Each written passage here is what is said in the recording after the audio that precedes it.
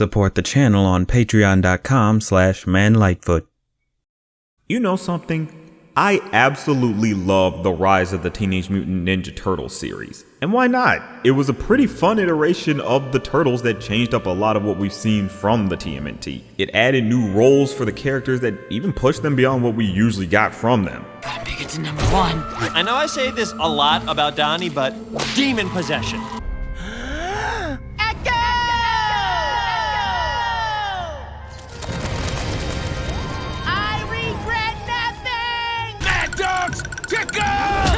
It's immobilizing him! Keep it up until Leo and Pops get back! They were pushed in a more, shall we say, artistically comedic manner, but it was still pure fun nonetheless. We managed to get strong connections between the family, bonding among the boys and Splinter, new villains that added their own unique style to the series, and one of the best Aprils we've ever gotten in the cartoons.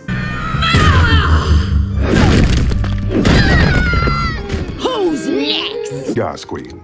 And not to mention the orgasmic levels of action we got throughout its run. I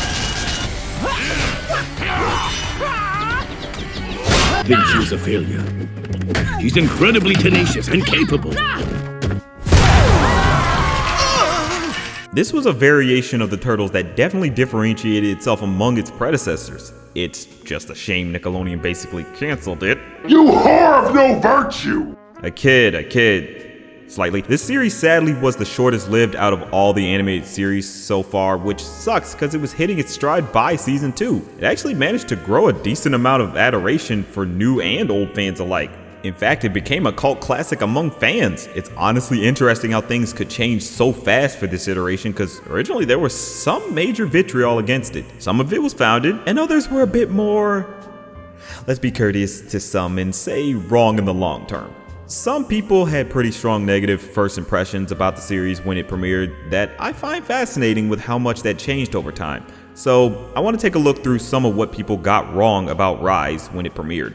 Now, just to note, this isn't a call out video against any particular people who had the wrong impressions or anything, but more just a look back into what people misconstrued about Rise. I won't name any particular names since it's more based around a consensus to things. But now that that's settled, let's make some turtle soup out of this. Boo!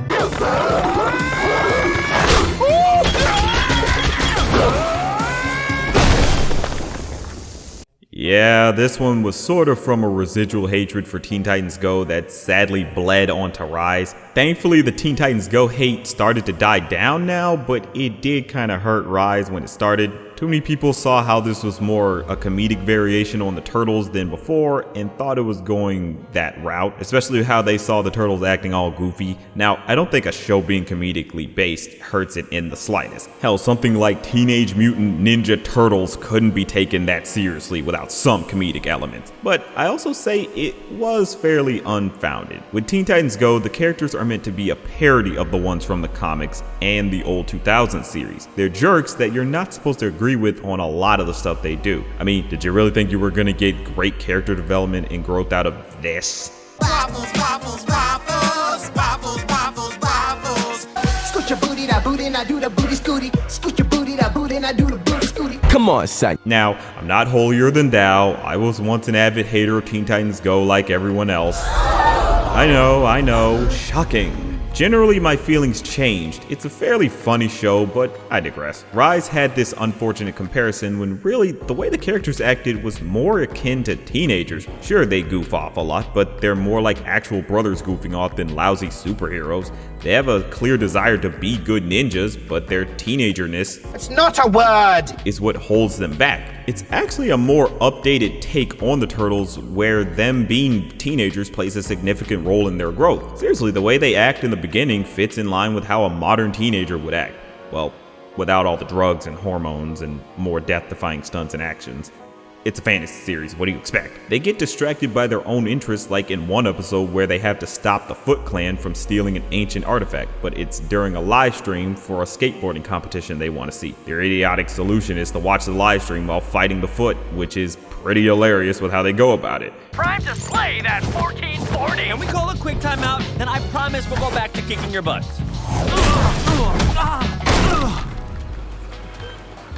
And if you missed it, don't worry, because we got the replay coming your This is a clear over-exaggeration of what actual teenagers would do, but it works because it showcases how they need to learn to prioritize. The other thing that got people to make the comparison to TTG was the humor overall. While it was more on the silly side, it wasn't anywhere near the levels that Teen Titans Go. Most of the jokes fell more in line with your average cartoon comedy. Teen Titans Go would fall more in line with lol random humor than anything else. For Rise's humor, it was playing more off of what was happening in the plot of the episode. Plus, the characters were more set in their ways, so how a character acted in one episode would be how they act in the next, whereas Teen Titans Go would reset them. Like one episode everyone listens to Robin, but the next they'd completely disrespect him entirely.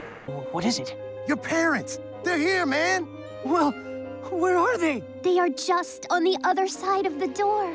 Mommy! Daddy! Your baby is coming! April Fools! Just no love for this man. Don't think about it too much, too much, too much, too much. Rise had more consistency among everyone and their dynamics. Also, you don't get the feeling that they're just roommates that have to deal with each other. You get a sense that they are a family that every now and then can get on each other's nerves. Now, playing a little bit more into the humor, some people were turned off by the limited animation that would occur, like when the characters would move more like cardboard. This is done more because it's to work with the budget they had. It makes sense for the comedic moments to be limited since those aren't the most absolute vital parts. The heavy action scenes are when the budget needs to pop off. The moments with the limited animation honestly are pretty funny with their execution. It falls to a case of working with what you got for this type of series. Eat whatever I want. Dance around in my robe. Time to lose the robe. This is definitely the biggest contention people had against Rise. Splinter was the one with the biggest changes, so it makes sense that he would be faced with the biggest apprehension. Everyone in the beginning thought he was a bad father for not knowing his sons' names and only referring to them by the color of their headbands. Or he just acted too silly from what we previously gotten with him in the old iterations. I mean, we did get some weird scenes like this. It's a little drafty. Oh, no! That mole is growing a mole. So the dislike of him is kinda not unfounded, but by the end of the first season, we see some significant developments that makes him a pretty strong standout from the other versions, some that added a strong depth to him as a character. Now I might catch some major flack for this, but I would argue that this is one of the best Splinters in Ninja Turtles history. Let me explain. Just hear me out, damn it.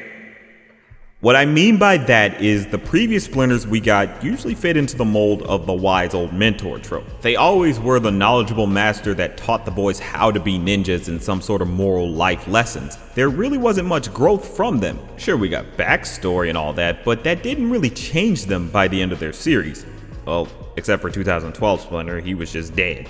Damn! Rise's Splinter has very significant changes that allow him to be more flexible in the growth department. We see him start off as a bumbling dad type, you know, pretty lazy, just sits around watching old kung fu movies all day, goofing off a lot, not exactly being the best father to the turtles. But as the series went on, we found that it all served a purpose. Splinter watches those old movies because he's trying to relive his glory days of being an action star, letting nostalgia blind him. He seems like a pretty weak father mainly because he's in the new situation of being a father. He wasn't expecting to have 4 sons to take care of. So throughout the series, we got him fucking up and making mistakes towards his sons. You tricked us into coming here. You said you wanted to spend time with us. You lied! Donatello? I may have lied about this event, but I never lied about wanting to spend time with you. I would not have brought you here if I did not. It's interesting because it shows he's not an infallible master. He has his own growing to do just like his sons. He avoided his true destiny for so long and later learned that he couldn't keep doing that. The Splinter has more depth than you would expect from him. Granted, it's easy to see how some would initially be turned off by him at first. But as you watch, you honestly get more out of him in this version of TMNT than in others. We got him going on solo missions or teaming up with April, allowing him to live a bit outside the boys. We also got good moments of him having to be a dad rather than just being a sensei, or they combine the concepts in general. Like in the Art of Concealment episode, where he's absolutely worried that his sons are gonna get hurt. I have sent my sons to their doom!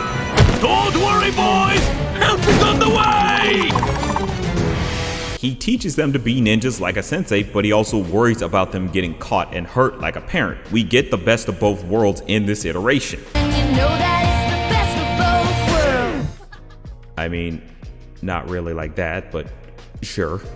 It's interesting how much this series has Splinter play into the father role more than the older shows. It's even implied that he refers to them by headband color as more a nickname. It just adds more layers to this Splinter that I think makes him one of the more interesting versions of the character.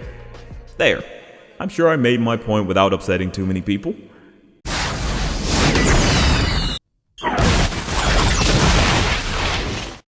Everyone's a critic.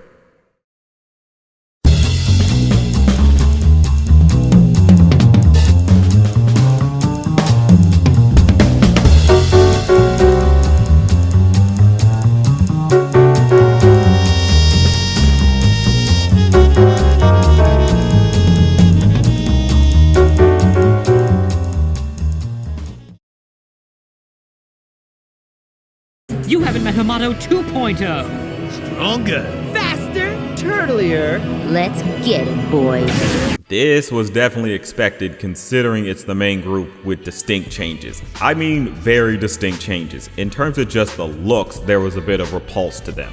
Though the funny thing is you can easily get used to the new looks when you think about how they apply in this case.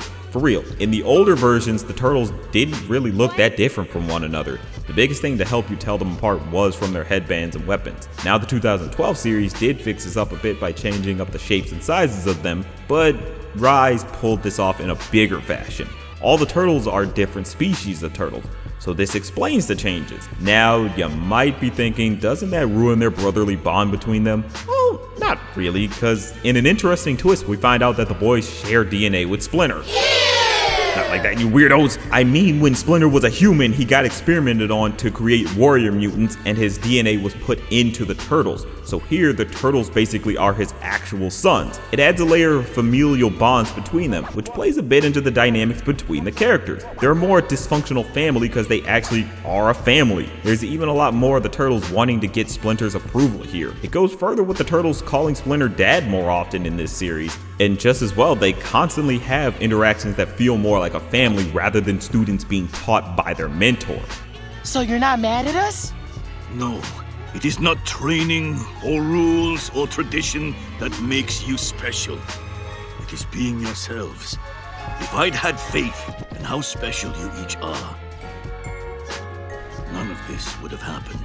I don't normally feel things, but that one got through. Ow! I just had my spine crushed! This is honestly the most familial we've seen Splinter and the Turtles. Another thing that bothered many at the beginning was the changes in the Turtles' roles and personalities. You know, Raph being the leader, Leo being more laid back, Donnie being more cynical and way more tech heavy, and Mikey seeming indistinct from Leo and whatnot. This is somewhat understandable considering we were all used to the Turtles' specific roles beforehand, but I believe this series gave a proper significance to the new roles and personality traits. It mostly all comes down to this is supposed to be Turtles' rise to their greatness. Hint, hint. They're supposed to be noobs at the superhero business and learning how to get better. The reason Raph feels out of place as leader is because that's the point. He's supposed to be more the big tough guy rather than the leader type. They kind of fixed this in the finale when Splinter makes Leo the leader. Granted, this is literally in the last scene and we won't get the follow-up until the movie that's supposed to come out next year. But that still gives reason to believe Raph wasn't supposed to be the leader. Hell, in the first episode, Raph comes up with the name for the team called the Mad Dogs, which just feels wrong, giving an early indication that him as the leader isn't quite right. And then you look at Leo and how he's basically learning to be the leader. When he starts off in the beginning, he's pretty laid back and kind of lazy, always trying to find an easy out to whatever situation he's in. And then you get around to the season 2 premiere where the Turtles have to stop the Shredder armor from wreaking havoc and Leo and Splinter go off to work out a deal with Big Mama. Leo leads the charge on this front and wins the day in the end. Splinter clearly saw this and gave him the leader role at the end because he saw Leo's potential, just playing more into the idea of the boys growing into being the Ninja Turtles.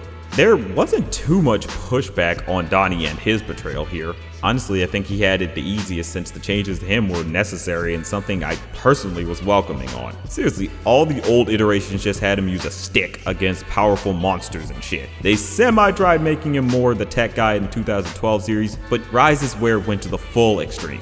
He has a whole arsenal of tech at his disposal that can kick ass. He even upgrades his own bow staff to be way more useful than in previous versions. Now, he does get the regular staff at the end, but that doesn't stop him from using his tech still. It sorta adds a layer to him relying on his tech too much and learning to mix it up and use his true skills with the tech. Plus, this Donnie kinda has the stronger personality and is honestly my favorite version of him. He's so cynical but could still be absolutely silly as hell.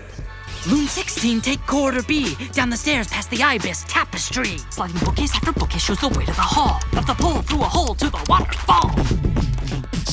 Donatello, with the book in his hand, saves the day and proves to everyone that he's the man. Popo comes in and takes him away, but Donnie D will live to fight another day! I always liked Donatello and I was edging towards him being my favorite turtle, but this is the series that gave him the spot for me now.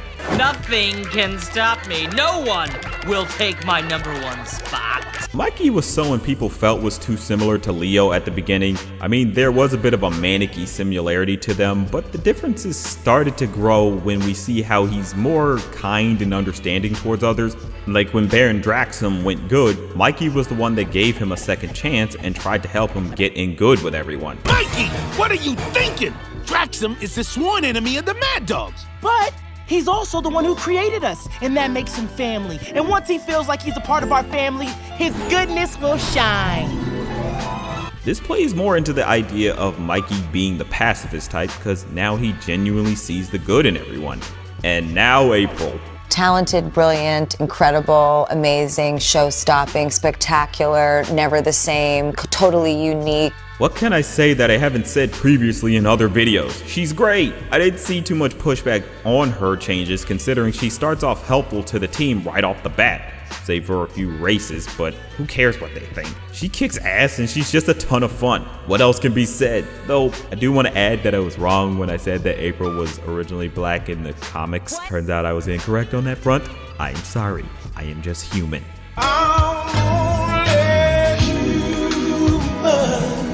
And that just about wraps everything people had a gripe with this series in the beginning. It's honestly amazing how people changed their minds on this series by the end.